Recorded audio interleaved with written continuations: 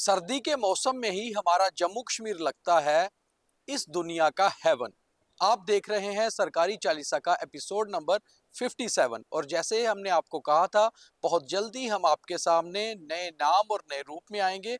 तो प्रोसेस जारी है और कुछ ही दिनों में आप नए नाम के साथ और नए रूप में हमें देखेंगे। तो फिलहाल आज का सरकारी चालीसा शुरू करते हैं। सबसे पहले बात करते हैं राजौरी की। राजौरी के कंडी इलाके में कुछ बच्चे फूड पॉइजन का शिकार हो रहे हैं। नमस्कार, मैं हूं दीपक खजूरिया और मेरे साथ हैं मेरे सहयोगी पवन शर्मा।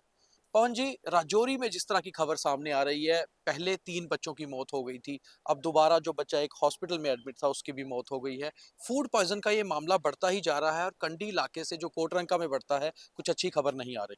देखिए, पिछले 3-4 दिन से देखें तो वहाँ पर 2 या 3 इंसिडेंट ऐसे हुए हैं और आज भी एक इंसिडेंट हुआ है जिसमें एक की मौत वहाँ पर ही हो गई थी और एक की जम्मू हॉस्पिटल में आकर हुई है। तो कुल 5, 6, 7 के करीब आंकड़ा जो बताया जा रहा है, अभी फुल डिटेल आना बाकी है कि हो सकता है कि जो एक बहुत गंभीर है तो कह नहीं सकते, लेकिन राउंड फिगर हम लेके चलते हैं कि 6 से 7 लोगों का अगर इस तरह से खबरें हैं तो फिर ये प्रशासन को वहाँ पर देखना होगा कि आखिर कौन सी ऐसी चीज़ है वो जो इस इलाके में कहीं वो जैसे हमारे गांव में होता है साग जो लोकल होता है उसको तोड़ने वो सब्जी बनी हो, या फिर कोई ऐसी सब्जी निकाल के लाए हो जंगल से उसकी सब्जी हो, या फिर वहाँ पर कोई ऐसी चीज़ हो जो उन्होंने खाई हो और उसके वजह से ही ये लोग, जरा कि जैसे पहले कहा जा रहा था दही और चावल थे, लेकिन मुझे लगता नहीं दही और चावल से इतना ज़्यादा फूड हो जाएगा, पॉइजनिंग हो जाएगी, लोगों की मौत हो जाए। 3 बच्चे पहले मरे हैं, एक व्यक्ति की स्वास्थ्य विभाग को इसमें बहुत सीरियसली सोचना पड़ेगा और कोई ना कोई जांच अभी से ऑर्डर कर देनी चाहिए ताकि ये मामले आगे ना बढ़ाए।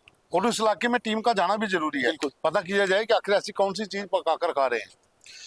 लेफ्टिनेंट गवर्नर जम्मू कश्मीर के मनोज सिन्हा आज जम्मू यूनिवर्सिटी में थे और जनरल जोरावर सिंह के ऊपर वो बात कर रहे थे, कार्यक्रम में हिस्सा ले रहे थे। एलजी साहब ने कहा कि जम्मू कश्मीर में प्रॉस्पेरिटी की वेव और इक्विटेबल डेवलपमेंट ये लगातार आगे बढ़ी है पिछले 4-5 सालों में। तो लेफ्टिनेंट गवर्नर हर रोज जब किसी कार्यक्रम में होते हैं ये जरूर बात कर रहे हैं पिछले 4-5 सालों की डेवलपमेंट की। तो कहीं ना कहीं वो सरकार के लिए चैलेंज भी हो रहा है जो चुनी हुई सरकार है कि अब आपको ये डेवलपमेंट को आगे बढ़ाना है।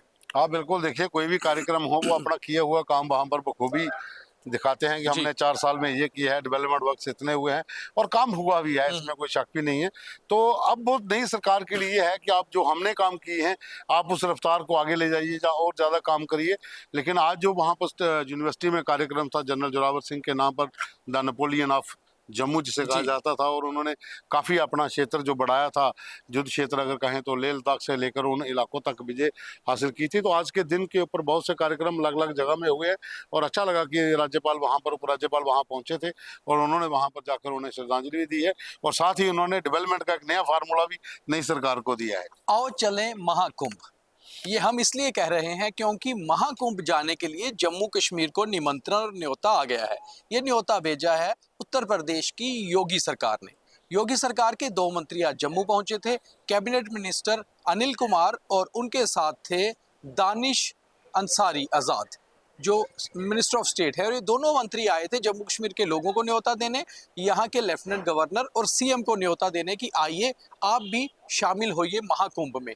पहली बार ऐसा हो रहा है कि महाकुंभ जहां हो रहा है प्रयागराज में उत्तर प्रदेश में, वहां के मंत्री हर राज्य में जाके न्योता दे रहे हैं। यहाँ की जनता भी बड़ी संख्या में वहां पहुंचेगी क्योंकि जम्मू के लोग भी आस्था की डुबकी लगाने में पीछे नहीं रहते। मगर बड़ी बात यह है कि क्या मुख्यमंत्री उमर अब्दुल्ला इस बार महाकुंभ में शामिल होंगे या डॉक्टर फारूक अब्दुल्ला भी जाएंगे? जा भी सकते हैं जी, ऐसा कोई वो नहीं है, जा भी सकते हैं क्योंकि उमर भी जा सकते हैं, ऐसा कुछ नहीं है। लेकिन ये एक अच्छा प्रयास था यूपी गवर्नमेंट का कि तमाम राज्यों में अपने मंत्री भेजिए और वहाँ से लोगों को इनवाइट करिए, क्योंकि महाकुंभ जो होता है, और मुझे लग रहा है ये पहली बार हो रहा है, यूपी सरकार ने अपने मंत्री अलग अलग राज्यों में भेजे और वहाँ से लोगों से कहा है और वहाँ के प्रशासन से कहा है, वहाँ पर जो मुखिया होगा चाहे सीएम हो, जहाँ जम्मू में जैसे लेफ्टिनेंट गवर्नर, उनसे कहा है कि आप वहाँ पर आइए और महाकुंभ की डुबकी लगाइए। तो इससे आस्था भी एक होती है और साथ में टूरिज्म का प्रचार भी है। देखिए, लेफ्टिनेंट गवर्नर तो वैसे ही उत्तर प्रदेश से आते हैं, वो तो जाएंगे। तो उमर अब्दुल्ला अगर जाएंगे तो उनके लिए एक बड़ी बात भी रहेगी। वो मंत्रियों ने भी ये कहा कि जरूरी नहीं है कि आप डुबकी लगाने जाएं, आप ये भी देखने जाएं कि कितनी बड़े तरीके से इसको ऑर्गेनाइज किया जा रहा है। 45 करोड़ श्रद्धालु वहां पहुंचेंगे और बड़ी बात यह है कि ये सिर्फ एक धर्म का नहीं है, ये तो पूरे देश का एक एकता को साबित करने वाला समारोह है। बिल्कुल। तो उससे ये भी लगता है कि कल को हमें जम्मू कश्मीर पे भी कोई इस कुछ तरह ऐसा का ऑर्गेनाइज करना है, जी। तो ऑर्गेनाइज करना है, तो ये पता चल जाता है कि हम किस कैसे तरीके से करोगे। वहां पर सेटअप हुआ है। एनआईए की रेड्स आज पूरे देश में 19 लोकेशंस पर चल रही थी और खास तौर में 19 लोकेशन में से 4 लोकेशंस जम्मू कश्मीर की भी थी। इसमें अनंतनाग में, कुलगाम में और जम्मू के रियासी में भी रेड्स की गई और ये रेड्स इसलिए की जा रही थी क्योंकि जैश-ए-मोहम्मद का ओजीडब्ल्यू नेटवर्क का एक बड़ी जानकारी एनआईए के पास पहुंची थी और साइमल्टेनियस रेड्स आज उत्तर प्रदेश में, असम में, गुजरात में भी की गई। देखिए, ये एक बड़ा नेटवर्क है ओवरग्राउंड वर्कर का, जिसमें लश्कर तैयबा, जैश-ए-मोहम्मद का गठजोड़ है और जम्मू कश्मीर से लेकर तमाम उन राज्यों में जहां पर सिमी के द्वारा विस्फोट किए गए हैं, क्योंकि सिमी भी इसी नेटवर्क का हिस्सा रह चुकी है। तो उन इलाकों में पहले से ही जो इनपुट्स थे उसके आधार पर ये कार्रवाई चल रही है। हालांकि ये 1 महीना पहले का प्रोसेस शुरू हुआ था, उसके बीच में लगभग 10 से 12 लोगों को पिकअप किया गया था। जब उनकी इंटेरोगेशन हुई है, उसके बाद ये अचानक आज एक सभी जगह पर रेड हुई है और बहुत सी इलेक्ट्रॉनिक डिवाइसेस बरामद हुई है, सामग्री बहुत सी बरामद हुई है और कुछ लोगों को पूछताछ के लिए हिरासत में भी लिया है। तो एक बड़ा नेटवर्क जो चल रहा था उसके ऊपर प्रहार है, ये होना भी चाहिए, क्योंकि अगर आप जम्मू कश्मीर के तमाम साथ साथ तमाम राज्यों में अगर आतंकवाद पर आप नकेल कसना चाहते हो, तो आपको जब तक ओजीडब्ल्यू नेटवर्क का को नहीं ध्वस्त करेंगे तब तक आप कामयाब नहीं हो पाएंगे। केंद्र सरकार का एक बड़ा इनिशिएटिव है वन इलेक्शन वन नेशन, यानी कि एक देश में एक ही साथ सभी चुनाव हों। इसको लेकर मोदी सरकार बहुत देर से काम कर रही है और आज ये बिल जो है कैबिनेट कमेटी में अप्रूव किया गया। हो सकता है इसी सेशन में ये बिल टेबल भी हो जाए और अगर ये बिल टेबल होता है तो देखना होगा कि ऑपोजिशन इस पे कैसे रिएक्ट करती है, क्योंकि ऑपोजिशन पहले से भी इसकी खिलाफत करती रही है। देखिए, जब ये मोदी सरकार आई थी तो उन्होंने ये कहा था कि हमारा मुख्य एजेंडा यही हुआ कि एक चुनाव देश में हो, उसमें चाहे लोकसभा हो, विधानसभा हो, नगर पालिका का हो, पंचायत का हो, तो एक चुनाव। उससे एक चीज और होती है, उसमें कम से कम आपका खर्चा कम होगा, आपकी जो मशीनरी है वो ज़्यादा इस्तेमाल नहीं होगी, आप इस तरह से डिप्लॉयमेंट सिक्योरिटी फोर्सेस की या फिर एम्प्लॉयज़ की आप हर चुनाव के लिए भाग दौड़ करते हैं। तो अगर आप वन नेशन वन इलेक्शन करते हैं तो उससे ये तमाम जो तामझाम है उसमें भी नकेल लग जाएगी, खर्चा भी कम होगा और लोगों के लिए परेशानी भी नहीं होगी। एक दिन वोट डालने जाना है तो मैंने 5 लोगों को वोट डालना है, एमपी को भी डालना है, विधायक को भी डालना है, मेयर के लिए भी डालना है, अपने पंच के लिए भी डालना है, अपने सरपंच के लिए भी डालना है। और वहीं जम्मू कश्मीर में तो इस साल चुनाव हुए और इसी साल लोकसभा के भी चुनाव हुए, तो अब तो अगले 5 साल हैं जम्मू कश्मीर के लिए चुनावों के बारे में सोचने के लिए, मगर पंचायत और लोकल बॉडी चुनावों को लेकर जम्मू कश्मीर इंतजार कर रहा है। इसी सिलसिले में आज कुछ फॉर्मर कॉरपोरेटर्स ने जम्मू म्युनिसिपल कॉरपोरेशन के कमिश्नर देवांश यादव से मुलाकात की और उन कॉरपोरेटर्स का कहना था कि जब से कॉरपोरेशन भंग हुई है, अगले चुनाव अभी अनाउंस नहीं हुए हैं, जम्मू कश्मीर में गलियों नालियों की बहुत बुरी हालत है, स्ट्रीट लाइट्स नहीं है, सड़कें गलियां टूट रही हैं, तो इसकी ओर कमिश्नर को और म्युनिसिपल कॉरपोरेशन को गंभीरता से ध्यान देना होगा। देखिए दीपक, कोई भी आपका वार्ड है, जहाँ आपका इलाका है, आपकी समस्याएं कॉर्पोरेटर तक पहुंचती हैं, वो जाके मेयर तक टेबल होती है, उसके बाद एक प्लान बनता है काम के लिए। जब आपका नुमाइंदा ही नहीं है तो आप किसको कहोगे? ब्यूरोक्रेसी तो सुनेगी नहीं। तो जाहिर सी बात है कि अब इन लोगों को ब्यूरोक्रेट तक एक आम आदमी पहुंचना भी बहुत मुश्किल बड़ा मुश्किल होता है। तो अब आम लोगों की समस्या कॉर्पोरेटर पहुंचाता है। अगर वो इकट्ठे होकर गए हैं, मुझे तो लग रहा था कि इनको पहले इनको थोड़ा सा एक्सटेंशन देनी चाहिए थी चुनाव के बाद, जब तक चुनाव नहीं होते। अब एमएलए है, लेकिन एमएलए से पहले तक भी दे सकते थे कि कॉर्पोरेटर जो है, अब देखिए एक एमएलए का बहुत बड़ा इलाका है, इतने वार्ड्स होते हैं, वो भी इतनी ज्यादा प्लेन्स वहां नहीं ले पाते। तो ये बहुत एक जरूरी था कि आपकी गली जो टूटी नालियां हैं, पानी वहां पर जमा हुआ पड़ा है, ड्रेन्स नहीं है टोटली, लाइट्स तो बुरा हाल है। तो इन चीजों के ऊपर ध्यान देना चाहिए और एक अच्छा स्टेप था कॉर्पोरेटर का कि जो यहाँ पर आईएएस हैं, जो अधिकारी देवांश यादव, वो उनको स्टेप लेना चाहिए, उनको इस चीज के ऊपर सोचना भी चाहिए। सोशल क्राइम के कई सारे मामले जम्मू शहर से आते रहते हैं, मगर बहुत देर से ऑर्गेनाइज्ड क्राइम यानी कि गैंग वार के कोई मामले सामने नहीं आए थे और ऑलमोस्ट गैंग्स खत्म हो चुके थे। मगर 3 दिन पहले बिश्नाह में जो हुआ उसने सबको हिलाकर रख दिया। वहां ताबड़तोड़ गोलियां चली और फ्लाईओवर के ऊपर से एक शख्स को नीचे फेंकने की बात सामने आई। उसके बाद पुलिस लगातार एक्टिव हुई और वो देखने चाहती थी कि आखिर ये गैंग वार वापस क्यों शुरू हो रही है, इसके पीछे है कौन।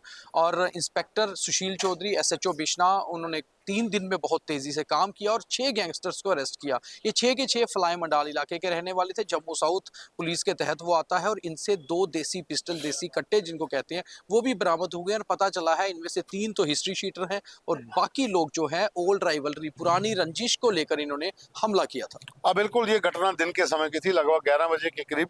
बिश्नाह जो राधा स्वामी सत्संगर है उसके साथ ही जो रिंग रोड का फ्लाईओवर है, वहां पर मोटरसाइकिल पे जो एक लड़का पारस है वो आता है, उसके उसके पीछे एक गाड़ी उनको चेज करके आ रही है और वहाँ पर वो गाड़ी उसके आगे लगा देते हैं और उसके बाद उसके साथ मारपीट होती है और फिर वहाँ पर फायरिंग की जाती है। जब उसको पकड़ लिया जाता है तो फ्लाईओवर से नीचे फेंक देते हैं। वहाँ पर ट्रैफिक पुलिस का नाका था, उन्होंने उस व्यक्ति को, पारस को रिक्शा में डालकर हॉस्पिटल पहुँचाया तो जान बच गई। उसके बाद ही पुलिस ने अपनी इन्वेस्टिगेशन शुरू की थी और जब पूरे तथ्य जुटा लिए उसके बाद 6 लोगों को हिरासत में लिया गया और उनसे 2 कट्टे बरामद किए हैं। और मैं ये कह रहा हूँ कि पिछले 3-4 दिन से आप देखिए बिश्नाह पुलिस जो इतनी एक्टिव है कि जो ड्रग पेडलर हैं उनके खिलाफ भी एक अच्छी मुहिम वहाँ पर शुरू की हुई है। कई लोगों को वहाँ पर भी हिरासत में लिया गया है। कश्मीर में स्नोफॉल इस बार टाइमली हो गई और खास तौर पे गांदरबल और कुपवाड़ा में पूरी तरह से स्नो की ब्लैंकेट बिछ चुकी है। एडमिनिस्ट्रेशन ने भी कहा है कि लोग कहीं पर भी बाहर निकलते हैं अपना ध्यान रखें और आने वाले समय में स्नोफॉल और ज़्यादा हो सकती है। मगर अभी वेदर 20 दिसंबर तक ड्राई रहेगा, इसलिए जम्मू में भी ठंड इस स्नोफॉल के असर से बढ़ रही है। खुश्क ठंड है जी, हाथ स्वेटर रहे हैं, लेकिन इंतजार बारिश का है। कल भी मैंने कहा था कि किसान भी वेट कर रहे हैं, बारिश हो तो फसलें लगे। शायद ऊपर वाला भी सुने। कंडी का इलाका है जहाँ मैदानी इलाका है, वहाँ कोहरा बढ़ना भी शुरू हो गया है, लेकिन ज़्यादा नुकसान किसानों का हो रहा है, आम लोगों का भी हो रहा है, क्योंकि बीमारियां बहुत ज़्यादा हैं, गले खराब हैं, किसी को कोई प्रॉब्लम हो रही है। जब बारिश हो जाएगी तो इसमें भी थोड़ा होगा, कम हो जाएंगे जो डिजीजेज हैं वो भी, और साथ में किसानों को राहत मिल जाएगी। बहुत धन्यवाद पवन जी। Thank you. तो सर्दी का मौसम है, अपना भी बहुत ख्याल रखिए, अपने करीबियों का भी बहुत ख्याल रखिए और ख़ास तौर पे रिश्तों में गर्मजोशी रखिए और अपने आप को भी गर्म रखिए ताकि मौसम और बाकी सारी चीज़ों से भी बचा जा सके। तो आज के सरकारी चालीसा में इतना ही, कल दोबारा मुलाकात करेंगे। बहुत धन्यवाद।